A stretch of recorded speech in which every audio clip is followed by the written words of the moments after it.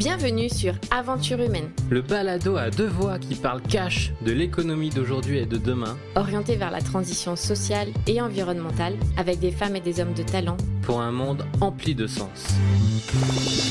Je suis Laura et après un tour de monde de plus de 8 mois, seule en sac à dos, j'ai compris à quel point le fait de bien se connaître pouvait ouvrir de nouvelles portes, laisser place à de merveilleuses rencontres et entreprendre différemment en plaçant l'humain et la nature au cœur de toute démarche. Moi, c'est Gaël, passionné par les connexions humaines et les parcours sinueux, mais riches, de chaque aventurier de la vie. Je suis convaincu que nous pouvons réaliser de grands projets si nous sommes bien entourés et préparés à affronter les obstacles. Et c'est pourquoi, pour t'inspirer, je pars rencontrer des personnalités visionnaires et audacieuses chaque semaine. Alors si toi aussi, une vie à impact positif te parle, aide-nous à partager et faire grandir notre balado que l'on chérit particulièrement. Alors ouvre bien tes oreilles et ton carnet. Bonjour Didier, merci beaucoup d'être derrière le micro d'Aventure humaine aujourd'hui. Bonjour Gaël, merci pour ton invitation. C'est vraiment un grand plaisir aujourd'hui d'être donc à Luxembourg. Au Luxembourg, dans vos locaux de Patrimoine Consult. Tu vas nous raconter comment tu es arrivé à créer cette belle aventure, tout le parcours qui t'a mené à ça. Et surtout, moi, ce que j'ai vraiment aimé, c'est que ça fait quelques mois qu'on se connaît. Tu mets beaucoup de valeurs, tu mets beaucoup d'éthique derrière. On va en parler tout au long du podcast, la finance. Et c'est quelque chose dans les a priori, dans l'imaginaire des gens qui fait pas vraiment lien, alors qu'avec toi, c'est justement tout attaché et on va dérouler un petit peu toute la conversation autour de ça. Je te propose déjà une première question toute simple, de te présenter. Alors Didier, je suis belge, ma société est au Luxembourg, je suis marié, papa de 2 adorables petites filles. Et je suis entrepreneur, Gaël, oui. Comme toi. Ça, on va le voir. Un grand entrepreneur, très focus, très chiffres, très résultats, mais avec beaucoup on va le voir, de valeur et de sens derrière.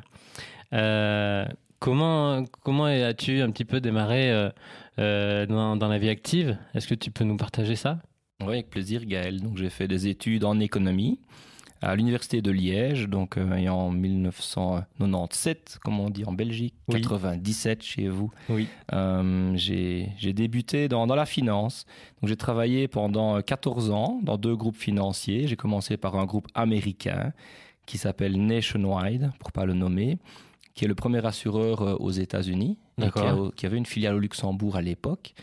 J'ai travaillé 7 ans chez eux et ensuite j'ai travaillé 7 ans dans une banque privée européenne, la marque au Lyon Orange, donc c'était le groupe ING. Donc 14 années dans 2 groupes, voilà. Elle est connue en France aussi. En France, elle est plus connue comme une banque en ligne.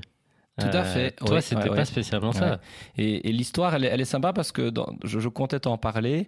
ING a lancé à l'époque le ING Direct. Oui. Donc, à l'époque, aujourd'hui, avec du recul, cette banque était déjà une banque qui, quelque part, allait offrir son service directement aux clients et qui avait, à cette époque-là, déjà coupé pas mal le service humain, le contact humain. Et je pense que malheureusement, à ce moment-là, les banques n'avaient peut-être pas du tout encore l'idée de ce que cette évolution ou cette révolution allait amener à l'avenir. Aujourd'hui, avec la finance digitale, la révolution, elle est hyper rapide et elle est hyper violente, en tous les cas, pour quelques gros acteurs qui aujourd'hui sont un petit peu en pleine dérive. Qu'est-ce que tu apprends dans ces 2 expériences longues en tant que salarié? Quels sont un petit peu tes postes, tes responsabilités ? En fait, c'était vraiment 2 grosses structures. J'ai commencé dans 2 multinationales. C'était des très très bonnes écoles où j'ai pu acquérir énormément d'expérience et je les remercie encore aujourd'hui. Et mon rôle, c'était de trouver dans ces structures-là, je m'occupais des clients qui avaient un certain patrimoine. En tous les cas, dans le département dans lequel j'étais, nous devions sélectionner des gestionnaires pour les clients privés des institutions. Et cela m'a amené à pas mal voyager. Et donc, je dirais que sur les 14 années, j'ai été amené à rencontrer environ 400 gestionnaires de fortune, gestionnaires de fonds sur place. Donc, ça veut dire... Sur les 14 années Sur les 14 années. Ou par an? Non, je dirais que c'est sur les 14 années. Donc, j'en ai côtoyé beaucoup plus, mais il y en a vraiment peut-être 400 où j'ai été sur place les rencontrer. Oui. Donc, certains étaient localisés à Paris, d'autres à Genève, d'autres à Londres, d'autres à New York, à Boston, Chicago, Lausanne, Bruxelles, Luxembourg, etc.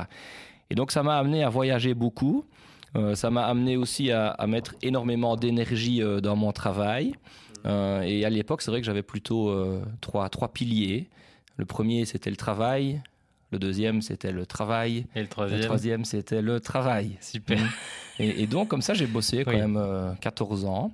Et après 10 ans, en fait, bizarrement, je prends un peu l'exemple de la circulation quand on démarre. À un moment donné, le feu, il est vert, on passe. Il est orange, à un moment donné, on y va aussi, quoi. Puis alors, il devient rouge, ben là, il faut s'arrêter. Oui. Et moi, c'est vrai que pendant 10 ans, je ne me suis pas trop arrêté. Et donc, le feu était vert et puis devenait orange. Et les dernières années, il devenait du rouge. Oui. Ouais, j'ai bien grillé du rouge, tout à fait. Et donc voilà, donc j'ai pas vraiment écouté mon corps à l'époque et il y a eu pas mal d'impacts, que ce soit des insomnies, la mémoire, la nervosité et j'en passe des meilleurs. Et après 10 ans, en fait, je me suis rendu compte que les batteries étaient vides. Et donc là, je donnais une conférence à l'époque, c'était chez ING. Et alors là, vraiment, j'ai eu une espèce de malaise, en fait, et je me suis écroulé, en fait, durant la conférence. Sur scène? Et vraiment. Donc mon corps était vide. Mon corps était vide, plus rien, quoi. Out, ouais. Puis j'étais quand même quelques mois carrément out. Oui. Et là, on se dit, waouh, qu'est-ce qui se passe, quoi. On n'est pas préparé à ça, en fait. Et du coup, qu'est-ce qui se passe? Donc, t'es arrêté? Ouais, j'ai arrêté. Pour la première fois, pour la première fois, j'ai arrêté, je pense, 6 mois, là. Oui. C'était il y a 12-13 ans d'ici. Et on se dit, waouh, et puis là, on a du temps, là. Hein. Là, on a du temps, on essaie de comprendre ce qui se passe. En fait, on se rend compte qu'on n'a juste pas écouté son corps et que la tête allait plus vite que le corps. Et à un moment donné, la tête est partie tellement loin que le corps n'a plus su la rattraper. Et puis le corps a dit, voilà, maintenant, stop, on arrête, quoi. Stop. Ouais. On arrête. Et puis on appelait ça à l'époque déjà un burn-out. Oui. Et alors maintenant... Ça, c'était en 2010? Oui, c'était je dirais, on était en quoi, là, il y a 14 ans d'ici. Il y a 13-14 ans d'ici. Donc c'était vraiment quasiment après 10 ans, après 10 ans de travail. Et c'est vrai que dans ma tête, le matin, quand je me levais, je me dis, voilà Didier, tu vas aller bosser et dans 10 ans, quelque part, tu auras l'expérience et tu vas créer ta structure. D'accord. C'était la promesse que je m'étais fait. Ouais, ça tombait pile à peu près. Et après 10 ans, je n'avais pas décidé d'arrêter, en fait, dans ces structures-là. Tu étais dans la machine. Et j'étais dans la machine et je pense que mon subconscient avait enregistré les 10 ans et je n'ai pas respecté ma promesse que je me suis faite. Et conséquence, le corps m'a fait un petit rappel. Stop. Et donc, oui, j'ai dû arrêter. Ok. Et donc, ça a été effectivement une période difficile, mais qui maintenant, je la remercie, cette période-là. Oui. Grâce à cette période-là, je suis assis en face de Gaël. On a créé notre structure avec mon associé actuel. Avec mon associé Sébastien, on va arriver ici à nos 10 ans déjà l'année prochaine. Okay. Donc, on va célébrer nos noces d'étain professionnels. Donc voilà, c'est une belle expérience. Et là, on est 10 ans plus tard, quoi. On va y venir. Dans ces premiers postes aussi, est-ce que tu manages des personnes ou est-ce que tu fais que développer, commercialement parlant, des portefeuilles, des actifs? Non, et chez ING, j'avais aussi une équipe à gérer. D'accord. Donc, combien je gérais l'équipe, on était 6 dans l'équipe. D'accord. Et c'était une équipe qui s'occupait à l'époque de ce qui était les hedge funds. Donc, c'est les fameux fonds alternatifs, les hedge funds dont on a parlé pas mal, qui sont des produits très spéculatifs à ne pas mettre dans tous les portefeuilles et entre toutes les mains, effectivement. Et donc, là, j'ai vraiment pu voir des gestionnaires extrêmement intéressants, extrêmement brillants. Ça m'a notamment permis de rencontrer à l'époque une personne qui s'appelait John Paulson aux États-Unis, qui avait déjà quelques années au préalable, qui avait prédit la fameuse crise des subprimes. Okay. Je me vois encore avec mon collègue dans son bureau à New York, qui nous expliquait effectivement ce fameux marché des subprimes qui allait s'écrouler. Ça, c'était en 2004, tu m'as dit. Oui, ça c'était 2004, là. Ouais. Et ensuite, on avait eu des questions aussi de la direction ING à l'époque d'un certain Madoff. Donc là, on est en 2004, on est avant son inculpation, des années avant. Et la question qu'on me posait, c'était, voilà, est-ce que une entreprise comme Madoff et l'ensemble des gestionnaires qui sont affiliés à ce groupe Madoff, est-ce que chez ING, on pourrait éventuellement les intégrer sur la plateforme? Donc mon rôle, c'était avec mon équipe de décider oui ou non. Dans Madoff et dans d'autres, en fait. Ouais, et en 2004, Madoff, on avait déjà écrit un rapport Et vous qui avez était dit non. clairement non. On avait 10 points qui étaient 10 marqueurs problématiques. Ouais. Et donc, on a simplement fait notre boulot à l'époque. Et quand on regarde aujourd'hui... Ce que certains n'ont pas fait. Oui, et alors on se dit comment c'est possible. Le truc, ça paraissait évident, mais tout simplement, à l'époque, on ne comprenait pas. Donc, on ne comprenait pas. Ça paraissait trop beau pour être vrai. Et en général, quand je dis à mon équipe, quand c'est trop beau pour être vrai, en général...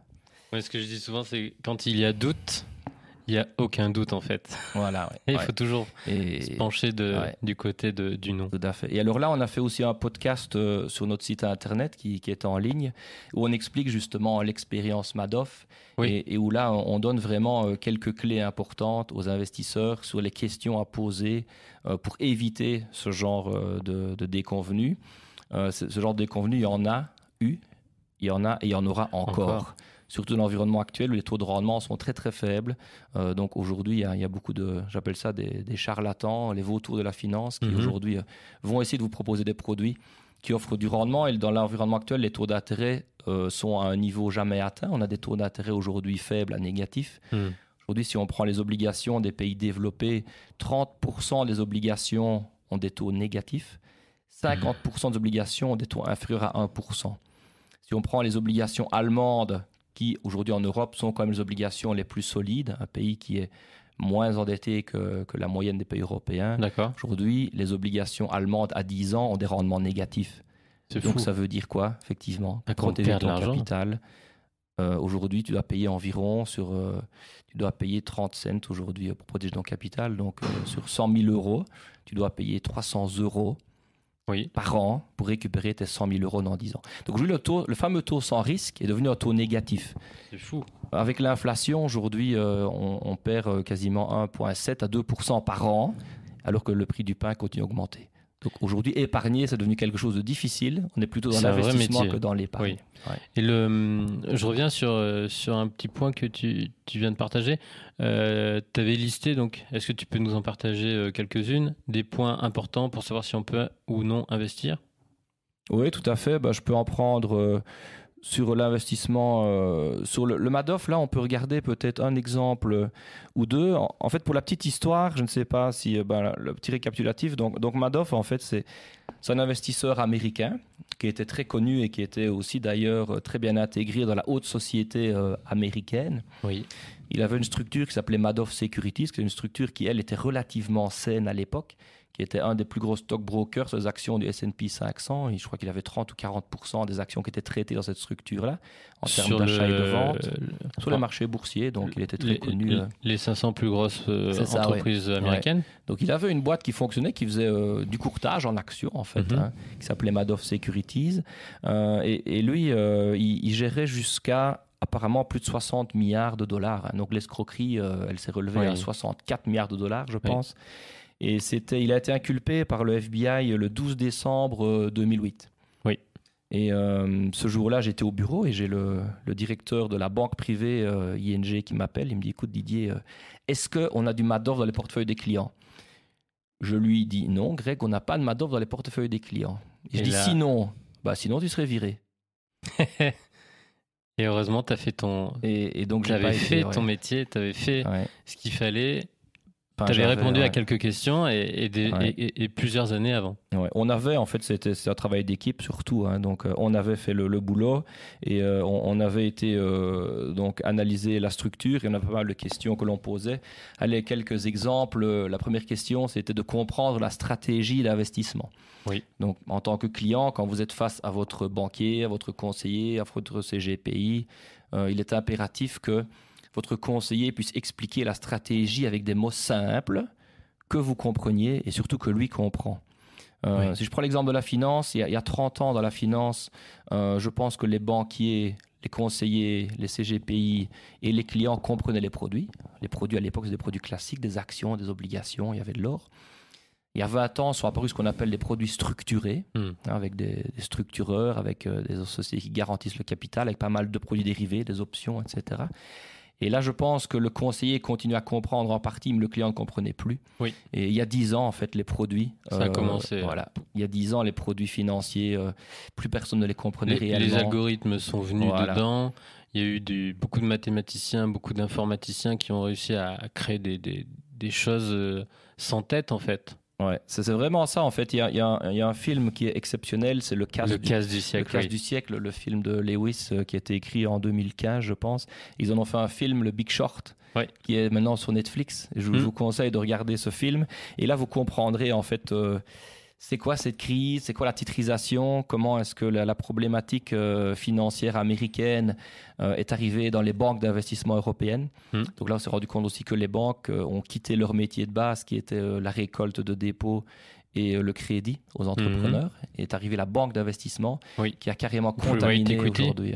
S'il te plaît. Le private equity. Private equity, c'est un métier dans la banque. La banque d'investissement, c'est avec une partie du capital de la banque. La banque prend des risques considérables sur les marchés financiers. Et les subprimes américains, c'est simplement un produit immobilier qui a été titrisé et qui a contaminé la planète finance. Toute l'économie. Mais voilà, il y en a d'autres. Aujourd'hui, il y a les prêts étudiants, il y en a d'autres. Il y a d'autres bulles qui se sont formées et qui se forment. Donc, il faut être extrêmement vigilant. Mais je reviens à la question que tu me posais sur Madoff, peut-être, Gaël. Est-ce que tu as 2 ou 3 points T'en as déjà partagé un ou deux. Est-ce qu'il y a une autre question essentielle à se poser quand on souhaite... Donc le premier, effectivement, c'était de comprendre la stratégie. Donc nous, on ne la comprenait pas avec mon équipe. Donc on ne la comprenait pas, donc on n'était pas spécialement plus malin que la moyenne, mais voilà, pas de compréhension de la stratégie. Ensuite, comme on ne comprenait pas la question, c'était OK, il y a peut-être d'autres personnes qui la comprennent. Donc votre stratégie et les titres que vous achetez, que vous vendez, vous les déposez dans une banque dépositaire qui, elle, doit les valoriser. Donc ça veut dire qu'elle doit regarder la valeur à l'achat ou à la vente des transactions que vous faites. Donc question, qui est votre banque dépositaire? Madoff Securities. Donc là, bizarrement, il y a un conflit d'intérêts. Oui. Et là, il y a un manque d'indépendance. C'est lui qui faisait tout. Oui, et soi-disant, il y avait ce qu'on appelait un firewall entre les deux. D'accord. Mais pour nous, le doute... Un pare-feu. Un pare-feu, oui. Mais pour nous, le doute était là. Donc deuxième question, c'est qui est-ce qui regarde vos opérations et qui est-ce qui les valorise? Quelqu'un d'indépendant. Tout à fait. Et alors, il y avait une troisième, c'était qui est l'auditeur? Donc, l'auditeur, qui est-ce qui va valider, vérifier vos comptes? Et là, c'était quand même une société qui gérait plus de 50 milliards à l'époque. L'auditeur s'appelait Freeling & Horowitz. Horowitz, oui. Voilà, Horowitz, jamais entendu parler. Okay. Quoi. Et c'était un cabinet à New York de 2 personnes. Et donc là, on s'est dit, un gestionnaire de taille aussi importante, avec que 2 personnes, ça nous paraissait aussi douteux, mais toutes ces infos, elles étaient, on pouvait les obtenir, il fallait juste poser les bonnes questions.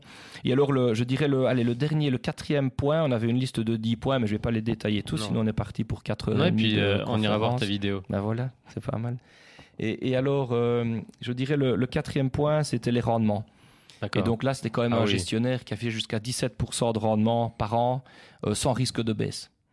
Donc là... Qu'en est-il, quoi? C'était beaucoup trop haut, beaucoup trop beau. Ouais. Et donc voilà, ça c'est je dirais un 4e point. Et sur base de ces points-là, on peut déjà se poser notamment quelques questions. Donc sur base du rapport, on a dit non. Tout ce qui est labellé Madoff, la banque privée ING, on n'en veut pas, quoi. Donc ING n'a pas été éclaboussé par Madoff. Bravo. Et si vous regardez Google, en fait, la plupart des grandes banques européennes y étaient. Quoi. Je ne citerai pas non. Faites votre petit check sur Google et vous verrez... Super, en tout cas, merci pour nous partager tout ça. Et donc, suite à ces 6 mois d'arrêt, la conclusion, c'est fais un peu plus attention ou respecte l'engagement que tu avais pris, qui était de monter ta structure, de devenir indépendant au bout de 10 ans. Ouais, donc d'abord, après un burn-out, on se retape, quoi. Donc on teste un peu plein de choses, on fait un peu de sophrologie, un peu de méditation, on recommence surtout à faire du sport, on essaye de manger plus équilibré, de repasser plus de temps avec sa famille, avec ses potes. Donc on retrouve un équilibre, en fait. Et une fois qu'on a l'équilibre qui se met en place, on se rend compte que c'est un passage obligé. Et alors, c'est en 2010, là, j'ai décidé de virer mon patron, en fait. Donc, je t'ai trouvé moi, je dis, écoute, voilà, j'arrête. Et c'était compliqué pour moi d'arrêter. C'est une boîte qui m'a apporté comme pas mal de choses. Et voilà, la décision était prise.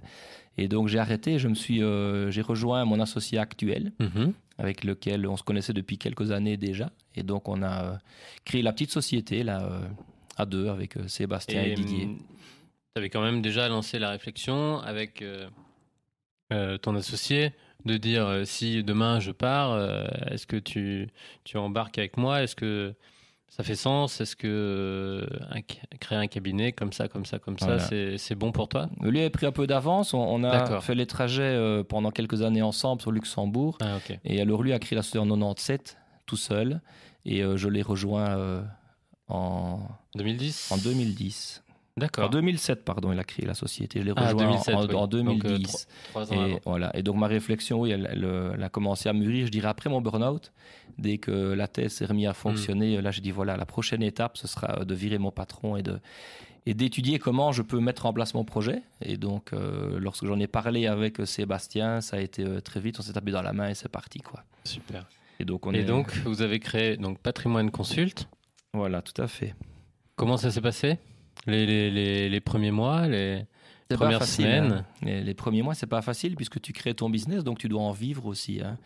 Et donc là, tes revenus, tu dois les générer toi-même. Oui. Et alors la formule que je retiens et que je peux communiquer, c'est AP plus AP, c'est action, persévérance, action, persévérance.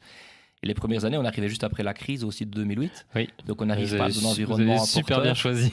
Donc là, ouais, on s'est fait connaître, on a expliqué notre projet et voilà, maintenant on est. Comment on est vous êtes 10 ans fait plus connaître? tard. Vous avez fait des conférences? Ce que tu faisais à ING, tu l'as fait après de manière indépendante ou... Ah ouais. Ce qui était compliqué, c'est que chez ING, j'avais pas de clients. Donc moi, je connaissais pas les clients finaux. Les clients finaux, c'était les banquiers privés.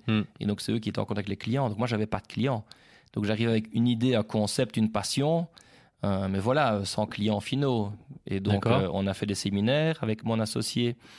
On a donné notre vision de la finance. On a très vite créé des portefeuilles d'investissement totalement indépendants. Et puis, on a mis le focus surtout sur la préservation du capital à long terme et sur la transparence de l'investissement.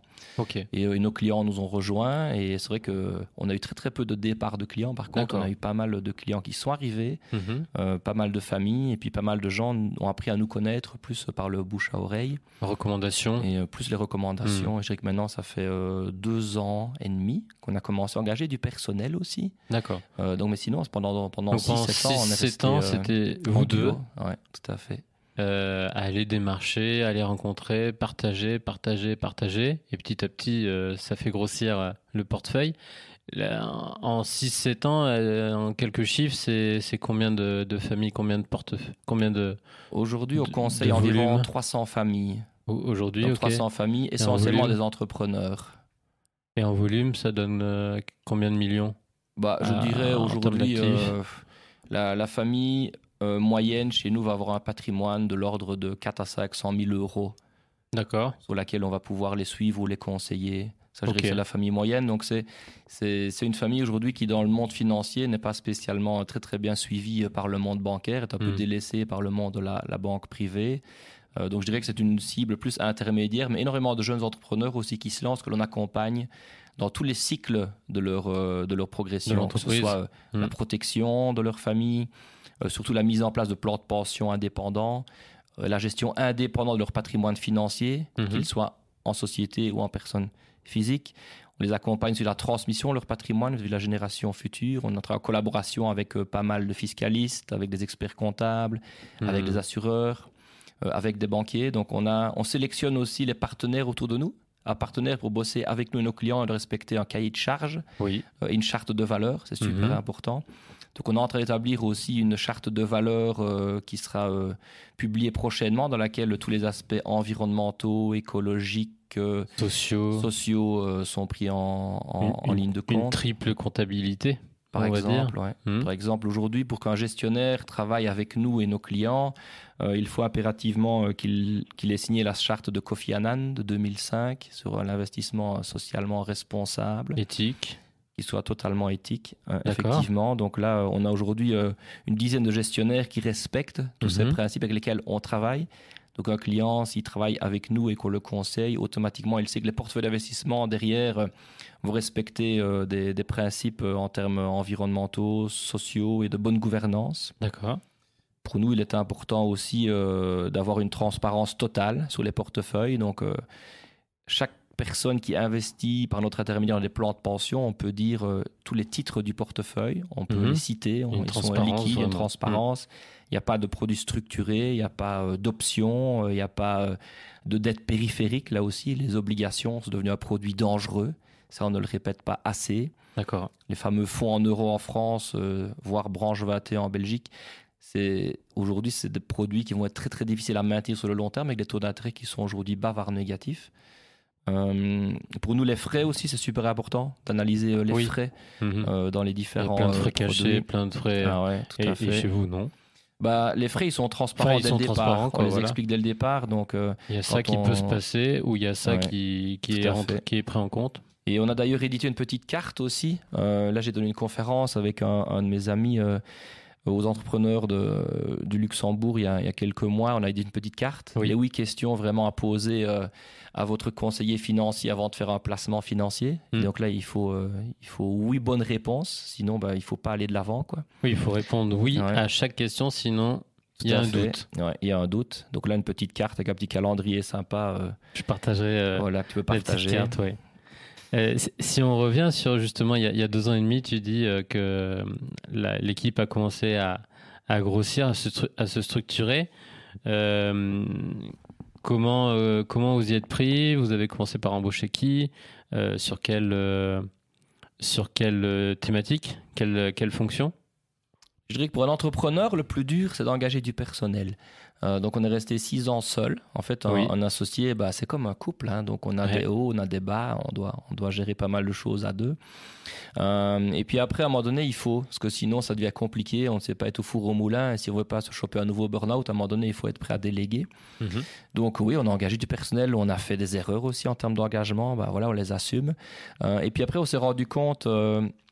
On a pris 2 stagiaires. Un exemple, on a pris 2 stagiaires il y en a un qui était en HEC et un qui faisait le droit sur Liège. Je l'ai pris en stage en fait pendant 9 mois. Ils ont fait 9 mois de stage ici. Leur dernière année d'école, c'était essentiellement du stage.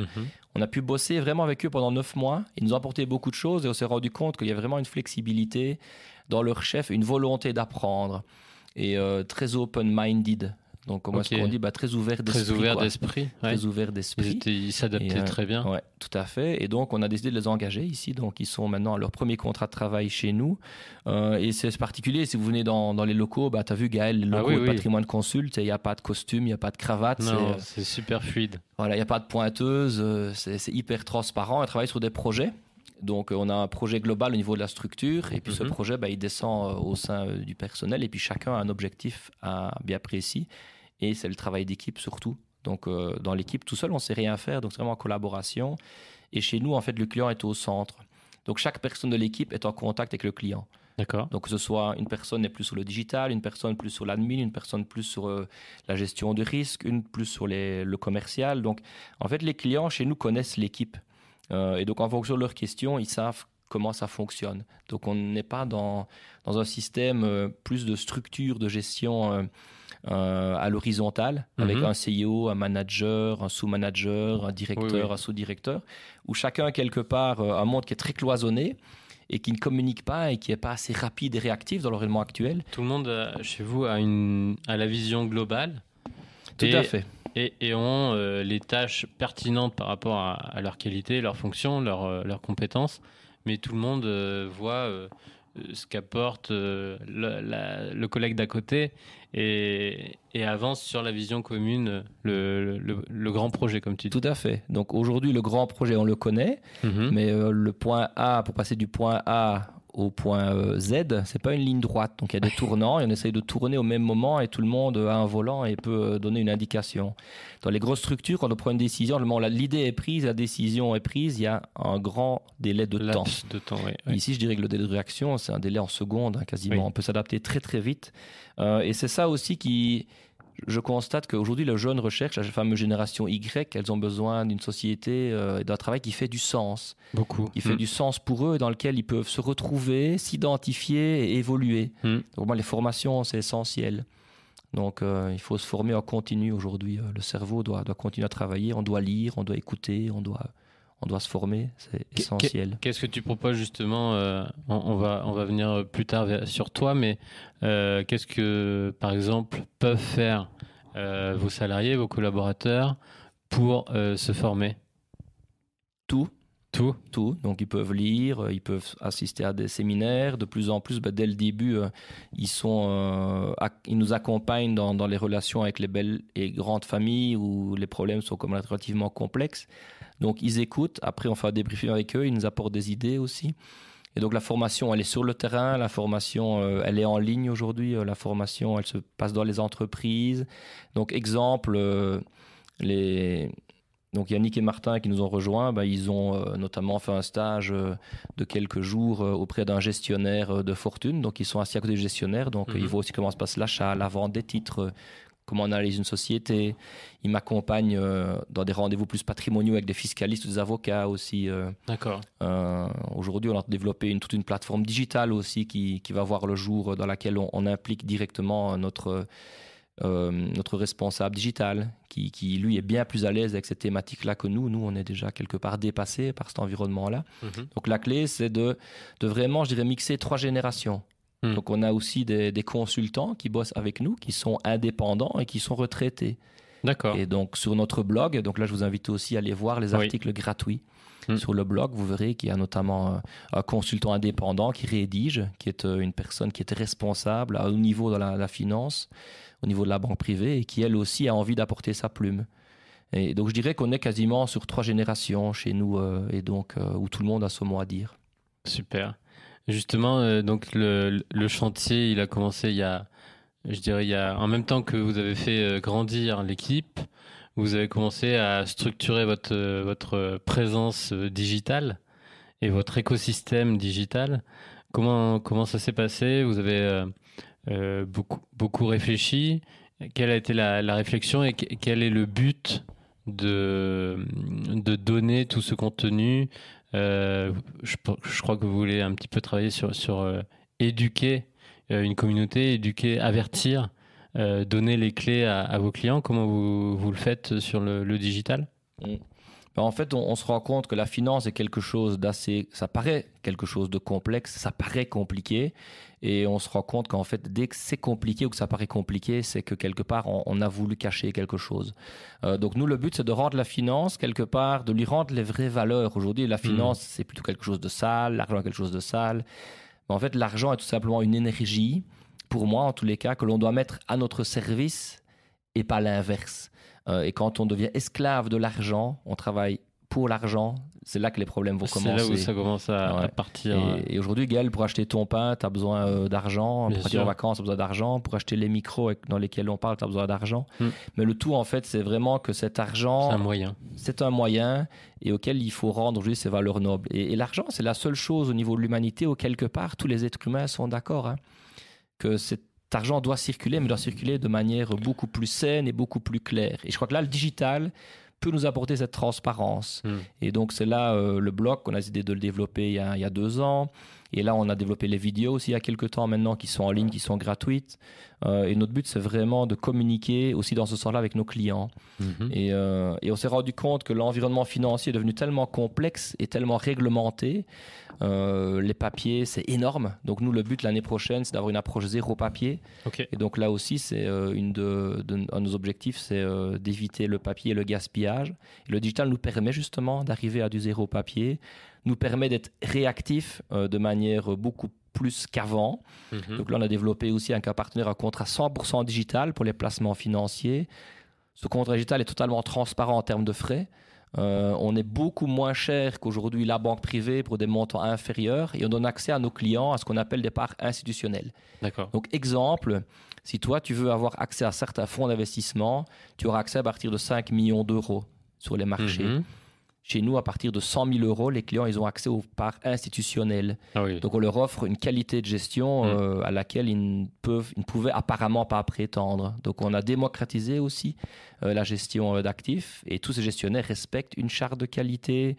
On s'engage à avoir des frais maximum pour nos clients, mais il n'y a pas de frais cachés en fait. Après, il n'y a pas de frais de sortie, il n'y a pas de frais d'arbitrage, mais tous les frais sont disclosés dès le départ.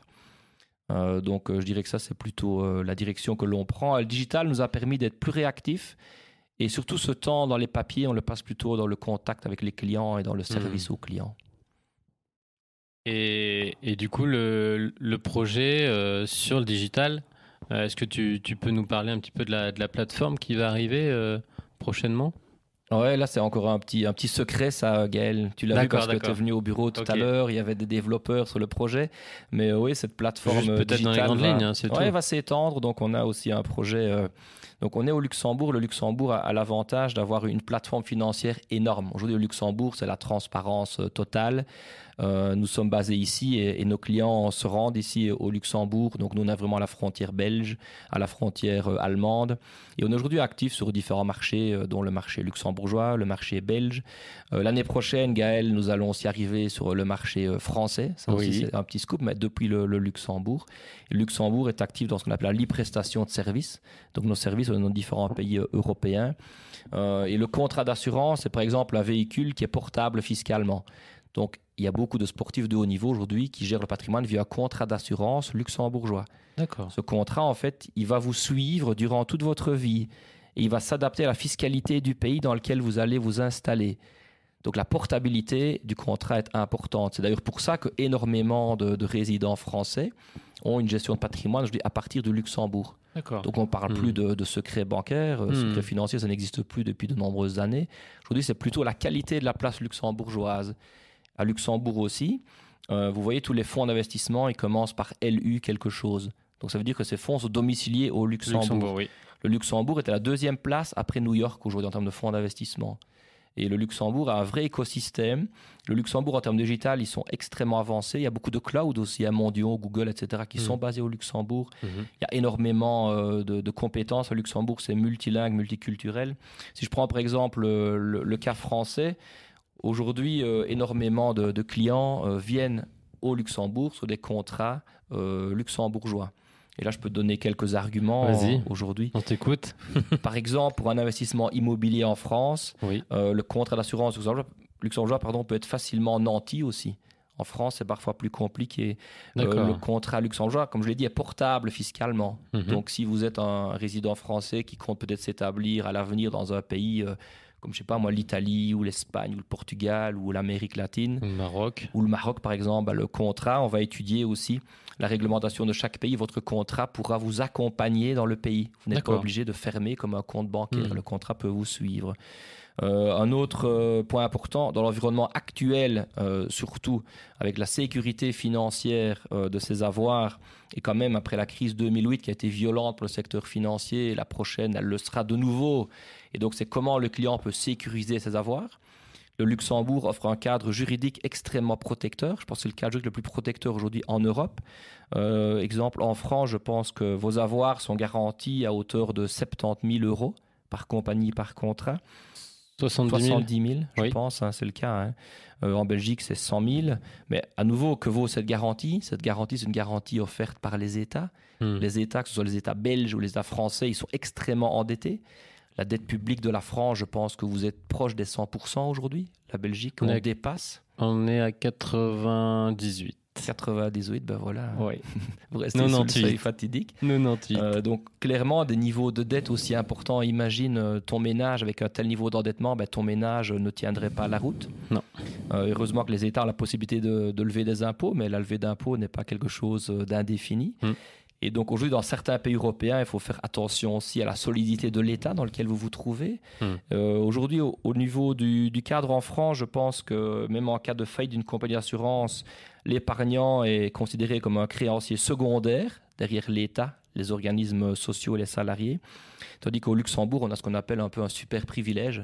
Donc on a un fonds qui est vraiment totalement indépendant, qui n'est pas dans le bilan du banquier, de l'assureur, qui est sécurisé, et ça attire pas mal de monde. Et puis aussi en termes de gestion, comme je l'ai dit, la plupart des fonds d'investissement sont domiciliés au Luxembourg, donc on a vraiment des produits d'investissement qui sont bien plus avancés et multidevises aussi.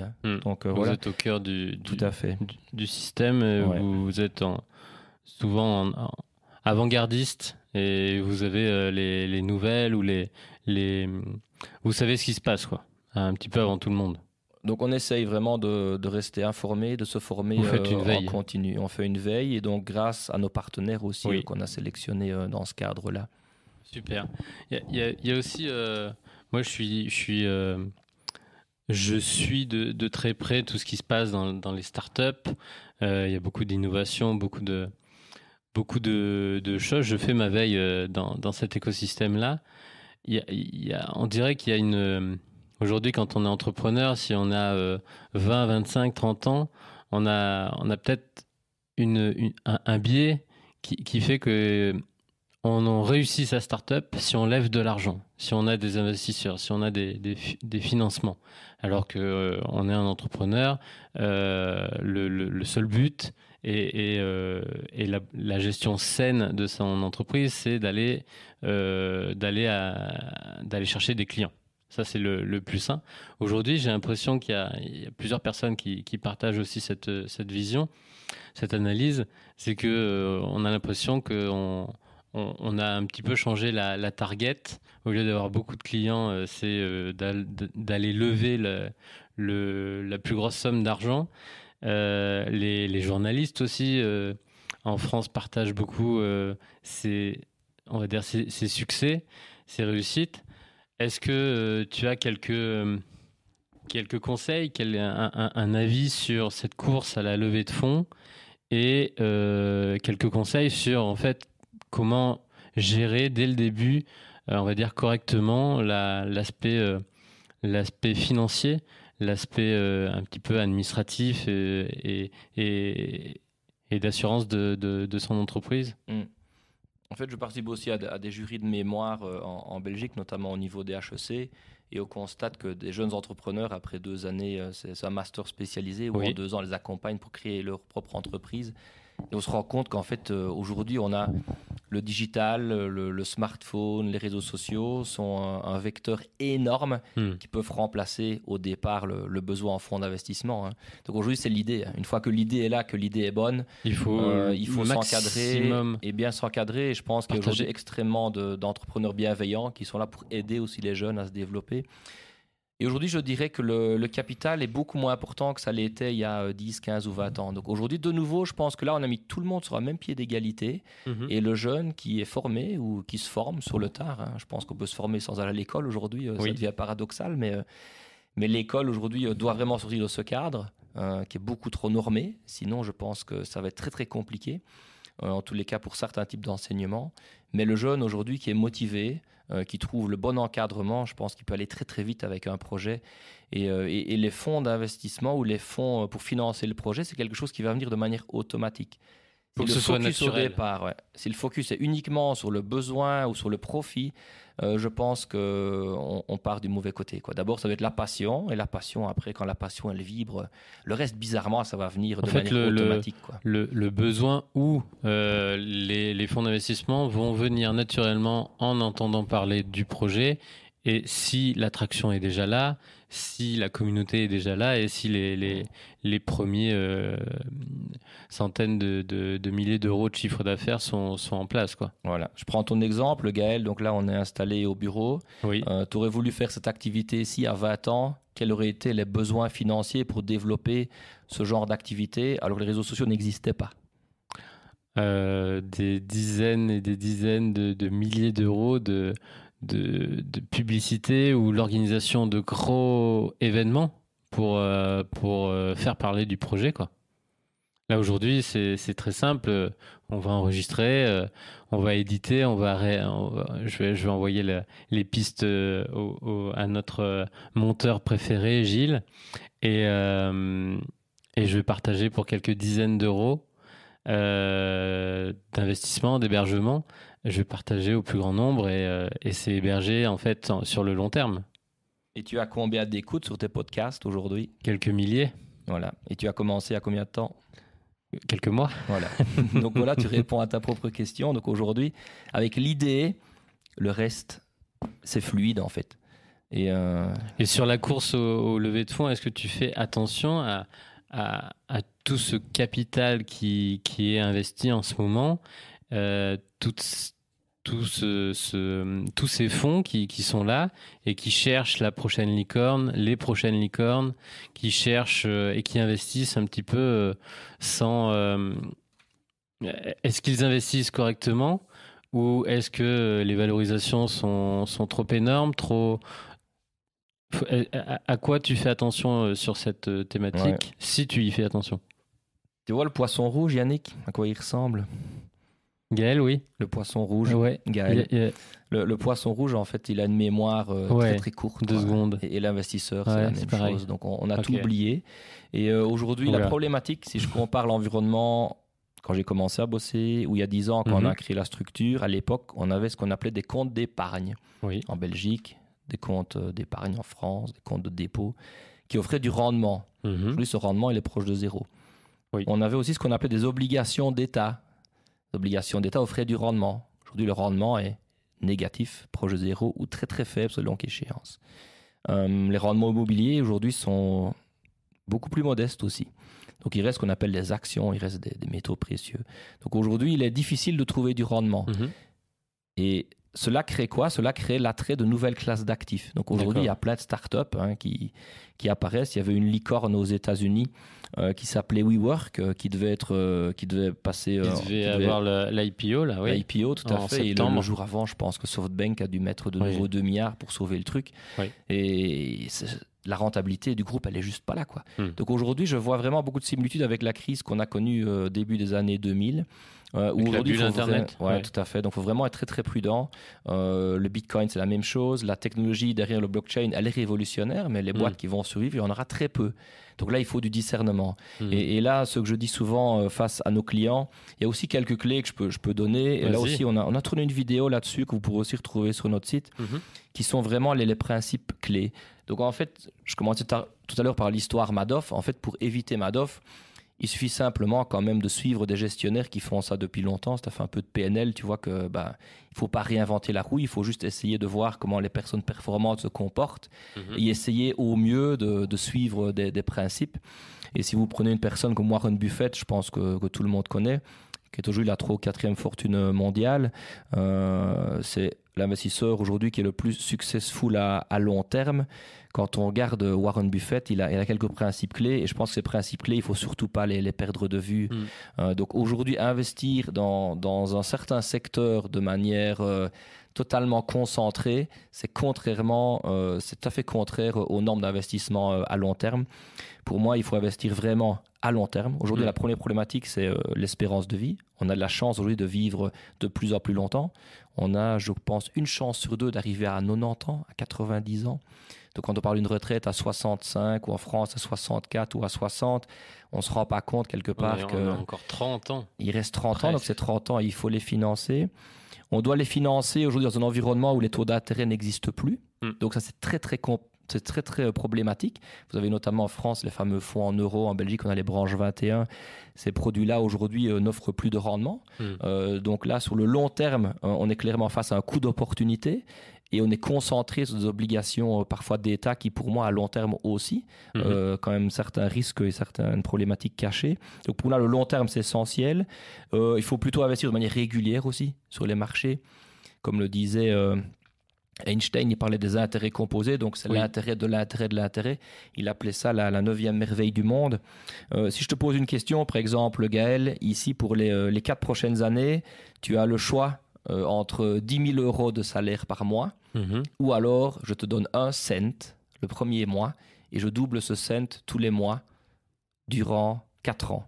Qu'est-ce que tu choisis? Tu choisis 10 000 euros par mois? Je prends le cent tout de suite. Ah ouais. Oui. Pourquoi? C'est pas beaucoup un cent. Oui, mais c'est les intérêts composés. Voilà. Si on double 1 cent, donc 12 fois fois 4, avec le jeu des puissances, ça pulvérise mon 10 000. C'est énorme. Donc c'est énorme. En fait, en choisissant, comme sans doute beaucoup, la sécurité des 10 000 euros par mois, vous feriez une croix sur 2815 milliards, je crois. Donc en fait, le cent doublé tous les mois, il est équivalent à la fortune des 28 personnes les plus riches au monde. Donc en fait, c'est ça l'intérêt composé. Donc je ne dis pas qu'on peut faire 100% d'intérêt par mois, mais simplement, sur le long terme, aujourd'hui, il faut être diversifié. Donc acheter des licornes à court terme, pour moi, c'est un risque. C'est exactement comme jouer au casino. Et là, on est vraiment, je pense, dans les émotions. Ah oui. Savoir que si on regarde aujourd'hui... l'être humain, on a l'impression... je crois qu'il y avait une enquête qui avait été faite aux États-Unis. On avait demandé aux gestionnaires de fortune s'ils se croyaient meilleurs que le marché Et en fait, il faut savoir J'avais vu, je crois, ça, c'est pas mal. Hein. Vas-y. Les statistiques, c'est 74% des gestionnaires pensent qu'ils sont meilleurs que le marché. Les 3/4. Ouais, et 26 sont dans la moyenne. Ok. Donc là, on a un problème pour calculer quand même la moyenne. Hein. Et en fait, sur le long terme, et donc ça, avec les 400 gestionnaires qu'on a vus par le passé, il y a 80% des gestionnaires qui font moins bien que le marché à long terme. Donc, c'est très, très difficile de faire mieux que le marché. Et donc, payer un gestionnaire pour faire moins bien que le marché, ça ne sert à rien parce qu'il y a des produits qui permettent de répliquer le marché. De juste suivre le marché. Ouais. Et donc là, il faut être extrêmement prudent. Et donc, les humains, en fait, ils ont un biais d'excès de confiance. Il y en a plein. Il y a des... J'ai une petite Bible sur mon bureau il y a 76 ou 77 biais cognitifs qui se passent dans le cerveau de l'être humain. Et c'est l'un de ceux-là. Tout à fait. Donc l'excès de confiance, et c'est pour ça d'ailleurs qu'on joue au casino, qu'on joue au loto. Et donc ma longue réponse à ta question, c'est ouais, non, je parie pas sur des licornes. et nos clients, en tous les cas, j'espère pas non plus. Par contre, c'est pas pour ça qu'on peut pas consacrer 5 à 10% d'un patrimoine. Oui, voilà. Mais ça fait partie de genre diversification, de business, la diversification. Et surtout pas tout à fait. de la majorité de la stratégie. Ouais, donc attention à la peur, quoi. Et sur les marchés boursiers aujourd'hui, il faut savoir que la peur, c'est vraiment notre pire ennemi. L'être humain aussi, il aura tendance à se souvenir des dernières corrections qui sont parfois violentes. Mais sur le très long terme, si on prend des personnes comme Warren Buffett, si on prend par exemple de 1950 à aujourd'hui, donc là, on a quand même une période de 70 années. Là-dedans, je prends des périodes aussi comme le lundi noir d'octobre 87, où les marchés ont perdu près de 30% en un jour. Sur des périodes de 20 ans, en fait, quand on a 70 ans, l'horizon, c'est 20 ans, hein, l'horizon d'investissement. Et ça, on a tendance à l'oublier. Donc, sur le long terme, je pense qu'on va essayer de manière diversifiée et quand même ne pas négliger le pouvoir des actions dans un portefeuille. Sur des périodes de 20 ans, sur le très long terme, les actions, c'est des rendements annuels entre 4 et 18%. Donc, je ne prétends pas qu'on va avoir 18 ou 20% les prochaines années. Au contraire, la croissance économique est plus faible, les taux d'intérêt sont plus faibles. Mais en tout cas, sur le long terme, les actions, de manière diversifiée, ça reste un bon placement. Pour autant qu'on choisisse les bons gestionnaires qui vont les gérer et les sélectionner pour nous. Un portefeuille action, aujourd'hui, clairement, ou un portefeuille diversifié, aujourd'hui, sur le long terme, pour moi, c'est 10-15 ans au minimum. Il faut regarder le moins souvent possible votre portefeuille, se détacher surtout des journalistes, des médias qui avant tout génèrent de la peur. La peur est la pire énergie. Et une autre clé, c'est d'investir de manière régulière. Donc, pour avoir les intérêts composés, vaut mieux petit peu par petit peu, mais régulièrement, que très massivement une fois et sur un seul produit en plus. Tout à fait. Donc l'investissement, ça doit devenir une habitude, ça doit devenir quelque chose de régulier, de récurrent. De cadré. De cadré, tout à fait. Et il faut le faire de manière transparente. Et ça, c'est vraiment le métier et les réflexes que l'on essaye aussi d'inculquer à nos clients entrepreneurs dès le plus jeune âge. Donc ne fût-ce que 100 € par mois. Quand on commence aujourd'hui à l'âge de 23 ans jusqu'à ses 67 ans, et si on considère un rendement garanti qui n'existe plus d'1%, à terme, ça nous donne un capital de 66 000 €, je pense, alors qu'on a investi, on a investi plus ou moins 54 000 € sur, de 23 sur 45 ans, 44. 12 fois 100, donc 54, et 1%, on a 66 000. Si maintenant, on passe à du 7%, ce qui pour moi, sur le long terme, sur une période de 15, 20, 25 ans, c'est quelque chose encore de réaliste aujourd'hui. Le capital, il est de 331 000. Ça, c'est l'intérêt composé. Donc ça, c'est 100 € par mois. C'est 6 fois plus. C'est 6 fois plus. Et donc c'est pour ça, il faut du temps, il faut du long terme, il faut le faire de manière régulière et avec beaucoup de discernement et surtout en étant bien diversifié. Et un autre point important, on en parle aussi dans une vidéo, c'est vraiment faire attention à son coiffeur. Oui. Tu vois? Oui. Enfin, ton coiffeur et mon coiffeur, je pense qu'ils ont moins de boulot chez nous, donc nous, on y va beaucoup moins, peut-être que le commun des mortels. Moi, je fais attention à ce que dit mon barbier. Ah oui, qu'est-ce qu'il dit ton barbier? Comme ton coiffeur. Et il bosse bien, ton barbier, pourtant, il bosse bien, donc il est bon. Il est bien. Et donc là aussi, les tuyaux, faites attention, quoi. Et là, Warren Buffett aussi avait une petite phrase qui est assez sympa. Ne rejoignez pas un troupeau déchaîné. Si vous le faites, vos investissements et vous-même risquez d'être piétinés. Et ce qui est bien souvent le cas, hein, c'est ce qui se passe aujourd'hui aussi avec certaines startups qui lèvent du capital. Mais voilà, et derrière, quelle est l'histoire? Et il y en a sans doute certaines qui seront belles et qui vont fonctionner, mais beaucoup seront plus problématiques. Justement, T'as encore quelque chose à ajouter, non? Bah, je peux te parler encore longtemps, hein, Gaël, mais voilà, c'est. Moi, je voulais qu'on prenne un temps pour parler maintenant de sens, de contribution.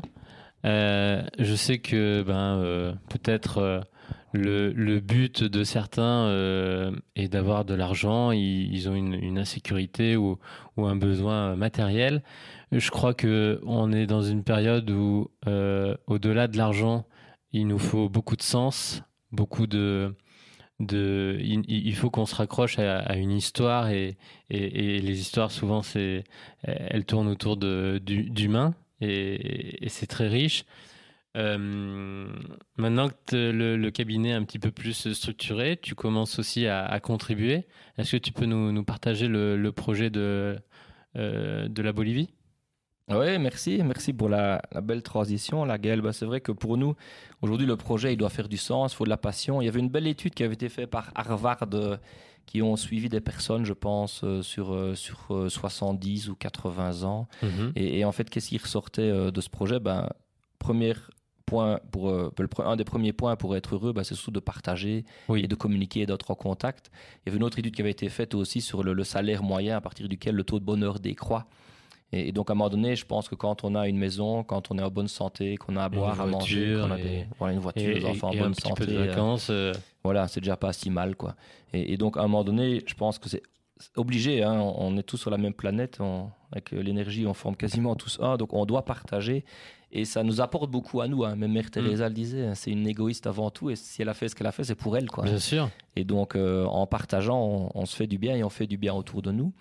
Et Ça oui, nous donc il y a nourrit. différents projets dans lesquels je suis investi. Un projet qui me tient à cœur, c'est un orphelinat en Bolivie aussi, où j'ai des connaissances qui ont développé le projet il y a une trentaine d'années. Mhm. Et ils sont partis de rien. Ils ont créé l'orphelinat là-bas, dans la Cordillère des Andes. On est à 4400 mètres d'altitude. Wow. Et sur 30 ans, ils ont accueilli plus de 2500 enfants. Des enfants de la rue, défavorisés. Mhm. Et on a aujourd'hui 75 petits gamins qui sont là-bas, avec un encadrement total. Ils sont nourris, blanchis, ils sont éduqués là-bas. Mais ils sont là-bas, sur leur terre, ils ne sont pas déracinés. Oui. Et donc le projet est financé depuis la Belgique. Et c'est un projet dans lequel, personnellement, je contribue, mon temps, j'ai mis un peu d'argent. Notre société aussi contribue à ce projet-là. Donc pour moi, c'est quelque chose qui vibre, en fait, hein. Et le but de l'argent, c'est que ça doit quelque part servir à d'autres, ça doit circuler, c'est une énergie qui doit bouger. Et donc ce projet-là aussi, c'est un projet qui nous tient à cœur et qui est aussi faisable et réalisable grâce à notre réseau. Donc la plupart des partenaires qui bossent avec nous nous soutiennent aussi dans ce projet humanitaire. Et c'est un projet parmi tant d'autres, quoi. Donc voilà, pour moi, tout ça, c'est lié, hein. Ça fait sens. Est-ce que ça permet de... Je sais que l'association des Petits Princes que tout le monde sait que je soutiens parce qu'elle est liée à mon histoire, arrive à embarquer des collaborateurs de sociétés, de partenaires, et ça ramène ça ramène une mission, ça ramène du sens, mais ils arrivent à travailler en cohésion d'équipe, en team building autour de projets qui font sens, qui apportent beaucoup de valeur, qui ont de l'impact. Est-ce que toi, vos collaborateurs, vos partenaires travaillent dans ce sens-là aussi? Pour nous, c'est une évidence maintenant, hein. Je prends l'exemple ici de la Bolivie. Donc j'ai un ami qui est sportif de haut niveau, Nicolas Gisoul pour ne pas le citer. Et quand je lui ai parlé du projet bolivien, tout de suite, il a embarqué dans le projet. Il nous a offert une expérience unique au Rallye d'Allemagne. Donc ils sont devenus vice-champions du monde. Et Hyundai est champion du monde aujourd'hui. Avec Thierry Neuville, Thierry Neuville, qui est aussi une personne extraordinaire. Et donc, ils nous ont ouvert ses portes et on a pu avoir une expérience unique au Rallye d'Allemagne. D'accord. Et qu'on a mis en ligne sur une plateforme, la plateforme Naojo, que je vous recommande aussi fortement sur la Belgique, qui a été lancée par Patrick Dumont, qui est aussi devenu un ami. Et donc, grâce à cette plateforme, que Patrick a mis à disposition du marché, grâce à Nicolas Gilsoul, son réseau, on a pu lever l'année dernière quand même plus de 12 000 euros dans un espace de laps très très court qu'on a pu quelque part utiliser à 100% pour la Bolivie, ce qui nous a permis d'installer l'année passée par exemple le gaz aussi dans l'orphelinat. D'accord. Et de payer les factures qui restaient en suspens. Et donc suite à cet événement-là, il y a pas mal d'entrepreneurs qui nous ont rejoints dans l'aventure. On a recréé un groupe de jeunes bénévoles aussi. On a dans l'équipe de Patrimoine Consult, on a des jeunes employés aussi qui s'impliquent dans l'orphelinat aujourd'hui, dans l'SBL en tous les cas. Donc on voit clairement il y a une dynamique là qui s'est créée. Et dans les entrepreneurs que j'ai contactés pour ce soutien sur la plateforme Naojo, il n'y en a pas un qui m'a dit non Didier, on ne va pas suivre quoi. Et donc ça coule de source en fait. Et j'ai comme l'impression que ce mouvement-là est en marche et qu'on ne va pas spécialement pouvoir l'arrêter. Et heureusement. Heureusement, oui. C'est le but recherché. De toute façon, pour nous arrêter, toi et moi, Gaël, je crois du monde. On est des bulldozers. Une fois qu'on est focus, c'est sûr. Est-ce que je crois que tu as un autre projet un peu plus personnel, un petit peu plus local. Est-ce qu'on peut commencer à en parler ? Ah ouais, il y a celui-là aussi, Gaël. Celui-là, j'avais presque oublié, tu vois. Ah ouais, j'oublie pas parce qu'il est très important. C'est autour d'un thème qui me plaît. Ouais. C'est un lieu. Ah ouais. Ouais, en fait, là, c'est mon histoire un peu avec le burn-out que j'ai chopé. J'ai un endroit qui m'est chaud au cœur, c'est la maison de mes grands-parents, en fait. Donc, c'est une petite fermette en Ardennes. Mon grand-père est quelqu'un qui a une vie très modeste. C'est un petit fermier. Il avait 10-12 vaches. Et il a pu vivre avec ça. Il était prisonnier de guerre aussi. Et donc, il m'a raconté son histoire. D'ailleurs, ce week-end, c'était les 75 ans de la bataille des Ardennes à Bastogne.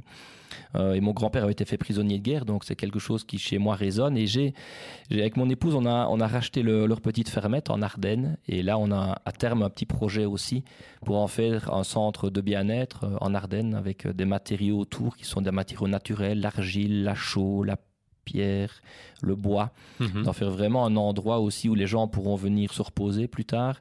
Et à terme, moi, mon petit rêve secret, c'est d'en faire un petit endroit de séminaire où on pourra donner des petits conseils aussi aux jeunes ou voir aux personnes inspirantes pour en faire un endroit plus de partage, quoi. Et donc là, on est en plein milieu des Ardennes, on est en plein milieu de la nature. Oui. On en fera un endroit aussi de déconnexion. Donc l'avantage de l'argile dans un bâtiment, c'est que la 4G, elle passe pas, quoi. Donc oui. Voilà, ce serait aussi un endroit qui sera déconnecté. Et je pense que ça se combine très bien avec ce qu'on fait pour le moment, quoi. Ça fait beaucoup de sens. Et c'est pour ça qu'on se rejoint sur beaucoup de points. Je sais que tu es aussi une personne qui, justement, pour être focus, pour avoir de l'impact, est assez cadré, structuré. Est-ce que maintenant, tu peux nous partager peut-être un petit peu ton organisation, ou est-ce que tu as des rituels, des habitudes, des outils? Les personnes ne le voient pas là, mais la table est remplie de notes. Comment tu fais pour gérer ces idées, pour gérer ces axes de développement, pour planifier, pour t'organiser? C'est vrai que chez moi, c'est un truc assez naturel, ça, d'organiser, de planifier. C'est vrai que dans ma vie, les choses sont relativement bien organisées et bien planifiées. Et c'est quelque chose qui, pour moi, est essentiel. Sinon, après, on a tendance à s'égarer et à ne pas être focus, justement. Donc, pour moi, la planification, c'est quelque chose qui me semble facile, qui me semble aisé. Pour le moment, je suis en train d'expliquer à ma petite fille qui a ses examens comment synthétiser des matières aussi. Donc, la mémoire visuelle est importante. La mémoire auditive est importante, et surtout la communication. Donc en fait, je dirais que les 12 dernières années m'ont permis de toucher à pas mal de choses, dont notamment la PNL, programmation neurolinguistique, qui m'aide vraiment dans ma vie de tous les jours. J'ai fait de la méditation de pleine conscience, ça m'aide vraiment aussi. Donc là, par exemple, là, je parle à Gaël, tu vois, je ne suis pas dans mon bureau. Quand je suis face à un client, je suis face au client. Quand je mange, je mange. Quand je bois, je bois. Donc voilà, c'est vraiment, je dirais que c'est...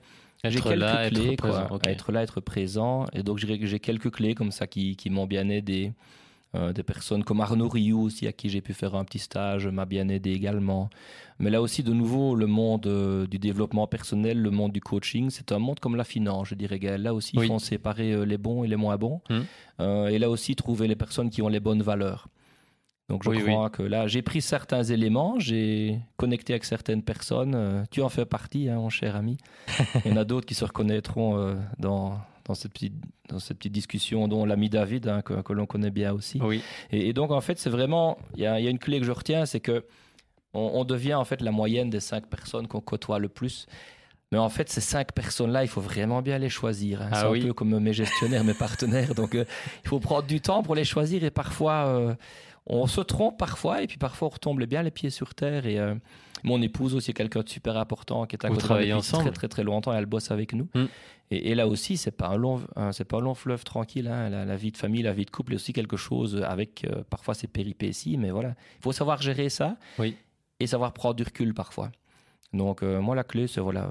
entoure-toi correctement et les 5 personnes que tu fréquentes le plus, elles vont vraiment t'apporter beaucoup de choses. Quoi. Et choisis-les bien. Quoi. Et puis je lis beaucoup, Gaël. Je lis énormément. Tu lis tous les jours ? Je lis tous les jours. Non, pas quasiment, je lis tous les jours. Tu lis tous les jours, ok. La lecture a remplacé les somnifères après mon burn-out. Oh, bien. Et bizarrement, c'est vraiment mon circuit, c'est la lecture. Quoi. Qu'est-ce que tu lis en ce moment ? Là, je suis un bouquin que je trouve exceptionnel qui explique quelque part la manière dont on se parle. Donc, c'est juste le pouvoir de la pensée, en fait. Hein. Donc, qu'est-ce que je me dis ? Comment est-ce que je me parle ? Ce bouquin, La petite voix intérieure. La petite voix intérieure, il est très, très bien. C'est un bouquin que je mettrai dans les notes. Tu pourras le mettre en ligne. Un ou deux autres partages en livre, en documentaire je dirais que dans les livres, le bouquin qui m'a vraiment bien aidé, c'est le bouquin qui a été écrit par Arianna Huffington, la dame du Huffington Post. Le sommeil. Vivre sans défaillir, ou s'épanouir sans défaillir, je pense. Oui. Thrive en anglais. Ce bouquin-là, vraiment, elle a subi un gros burn-out. En fait, quand j'ai le premier chapitre, j'ai l'impression que je peux remplacer son nom par le mien. Et elle parle de pas mal de choses aussi qu'elle a mis en place dans sa vie. Ça, c'est vraiment un bouquin exceptionnel. Sinon, le bouquin qui m'a le plus marqué, c'est un bouquin d'Eckhart Tolle, Le pouvoir du moment présent. Je crois que je l'ai 8 fois, ce bouquin-là. Donc, c'est le seul bouquin que j'ai lu plus de 2 fois. Et donc, c'est un bouquin qui permet de recentrer chaque fois. Et tu avais partagé aussi son... Nouvelle Terre, c'est ça ? Oui, Nouvelle Terre d'Eckhart Tolle. Le dernier. Là, on parle de Lego. Un Lego qui est le gros pied dans lequel on tombe tous à un moment donné de sa vie. Et voilà, on y tombe tous, c'est fait exprès, quoi. Et donc, parfois, il faut juste savoir que c'est un petit piège. Et voilà. Et quand on sort de Lego, et Dieu sait si le monde de la finance rime fort avec ego. Ça, c'est sûr. Un documentaire, je pense à celui sur Netflix que tu as partagé récemment, sur les sportifs, Greatest. Ouais, sur les sportifs, j'étais pas mal. Et l'alimentation. Donc là, c'est le pouvoir de l'alimentation aussi qui est essentiel. Là, c'est vrai que c'est toujours un petit blocage. Et moi, j'adore manger. Je suis un épicurien, donc parfois, il faut savoir faire un reset. Oui. Et ici, en janvier, avec mon épouse, on va faire un petit reset. On va refaire quelques petits jours de jeûne, accompagnés, randonnée en nature, avec des jus de légumes, des jus de fruits. Ça permet de remettre le compteur aussi à zéro après les fêtes de fin d'année. C'est très important. Mais c'est vrai que l'alimentation, c'est quelque chose de clé. Et là, j'ai un autre ami sportif qui me donne pas mal de conseils et ça m'aide bien aussi. Hein. Donc là, un petit clin d'œil à Nicolas qui, lui, est un sportif accompli et qui, en termes d'alimentation et de sport, peut nous donner aussi des bons exemples. Et est-ce que tu as quelques outils, quelques petits rituels, je sais pas, pour faire des bilans, faire un petit peu, prendre du recul et planifier tous ces projets, ou que ce soit les projets personnels ou les projets en entreprise? Ouais, j'ai un outil de planification que j'utilise qui s'appelle Smartsheet. Le truc, c'est pas bien cher, c'est très pratique. Et Smartsheet, en fait, je planifie tous mes projets. Donc, les projets que tu as évoqués, que ce soit la Bolivie, que ce soit le projet immobilier, que ce soit Patrimoine Consult, ou que ce soit un autre projet qui va arriver incessamment sur 2 nouveaux marchés. Donc là, je n'en dirai pas plus. C'est une surprise pour l'année prochaine. Donc, oui, tout est planifié. Dans chaque projet, j'essaie de m'encadrer des bonnes personnes. Et j'essaie surtout de rester focus. Et puis, je fais un bilan trimestriel de tous mes projets. Ça, je fais ça dans le plus grand calme. J'essaie aussi tous les mois tous les mois de prendre une demi-journée pour moi. Dans la nature, sans connexion, dans laquelle je me reconnecte à moi-même. Et après ça, en général, je remets à jour mes projets.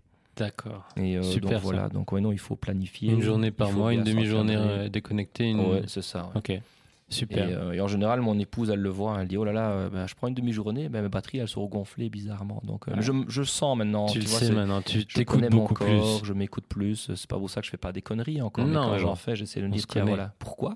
Ouais. Et puis voilà quoi. Super. Est-ce que...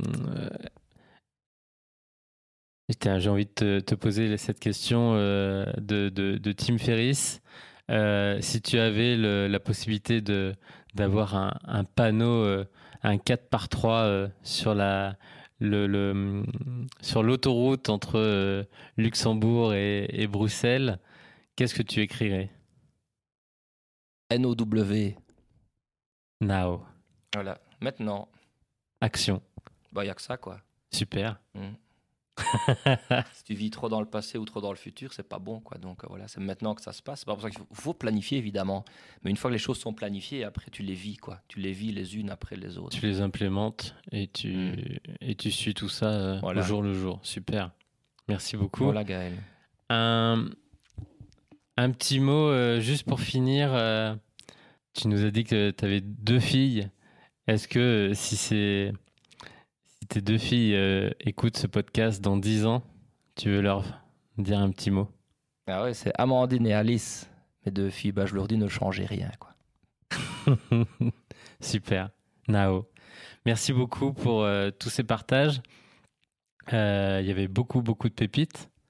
Je mettrai tous les liens en note de ce podcast. Je vous invite vraiment tous à aller lire les blogs, vous informer sur le site de Patrimoine Consult, regarder les vidéos qui vont sortir en début d'année et à se positionner, à vraiment s'éduquer sur la gestion de toutes ces finances. Moi, au départ, je suis quelqu'un de très communicant, très extraverti, sociable. J'ai appris à gérer, j'ai appris à comprendre les chiffres, à m'y intéresser correctement. Et au final, maintenant, j'y prends du plaisir. Parce que quand c'est bien expliqué, quand c'est bien amené, quand on s'entoure des bonnes personnes, des bons partenaires, ça rend les choses un petit peu plus faciles et simples. Parce que c'est du b.a.-ba. Warren Buffett, il n'a rien inventé, il n'a pas une suite de logiciels et d'algorithmes devant lui. C'est vraiment le b.a.-ba et c'est des principes de bon père de famille, on va dire.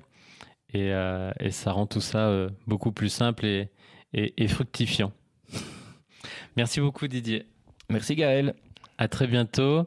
Et donc partagez, commentez, allez voir Didier, dites-lui que vous avez écouté le podcast et que vous avez trouvé toute cette conversation très intéressante. Et je vous dis à la semaine prochaine, à très vite sur d'autres conversations sur Aventure Humaine. Ciao les amis, merci. Un très grand merci à toi d'avoir écouté cette discussion jusqu'au bout. Nous espérons qu'elle t'a donné envie de passer à l'action dès aujourd'hui. Tu as une remarque, un conseil ou un besoin ? Appelle-nous au 06 59 07 64 99 ou envoie-nous un email à l'adresse suivante avouslesstudios@a-venturehumaine.com. Nous serons ravis d'échanger avec toi. On se retrouve bientôt sur ton application favorite, donc abonne-toi. Partage cet épisode autour de toi et laisse-nous un avis 5 étoiles sur iTunes Podcast. En attendant la prochaine conversation, deviens un aventurier de ta vie. Nous te souhaitons une semaine extraordinaire. À bientôt!